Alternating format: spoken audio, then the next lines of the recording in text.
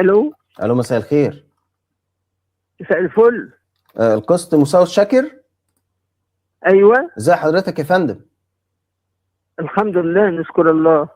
يا رب دايما. ما حضرتك يا فندم برنامج كريزو مين؟ بالانجيل، احنا على اليوتيوب على الهوا. كان عندي سؤال بس في نعم، حضرتك مين الاول؟ معاذ يا فندم، مع حضرتك معاذ عليان. لا لا لا لا، انت استاذ معاذ، انت انسى ايه يا فندم؟ الترند اللي انت بتعمله ده مش علينا.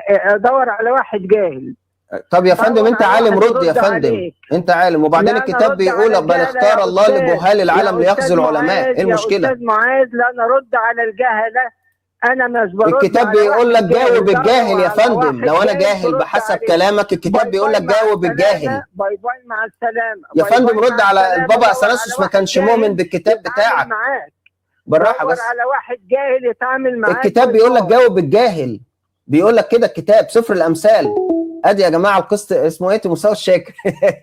سبحان الله. هو اي نعم في تراكد في الحته دي، لان في نص بيقول جاوب الجاهل. تخيلوا النصين والله ورا بعض. بصوا، كتاب والله مريح، الكتاب المقدس ده كتاب مريح وجميل. ليه بقى؟ بيديك الحاجه وعكسها ورا بعض. بصوا، بسم الله ما شاء الله، لا تجاوب الجاهل حسب حماقته لئلا تعديله، جاوب الجاهل حسب حماقته لئلا يكون حكيما في عيني نفسه. فلو انت يا حضره القس مساوس شاكر شايفني جاهل، فالكتاب بيقول لك جاوب الجاهل. الكتاب بيقول لك كده ليه؟ لئلا يكون حكيما في عيني نفسه. فانا يا فندم حكيم في عيني نفسي. رد عليا حضره القس. ليه يا فندم قفلت يا فندم؟ ربي يباركك. وبعدين ايه شوف لي حد جاهل؟ ايه شوف لي حد جاهل؟ اشوف حد جاهل ليه؟ ما الطبيعي انا بسال حد فاهم. اول ما قلت له معاذ عليان بالراحه. طيب في ايه؟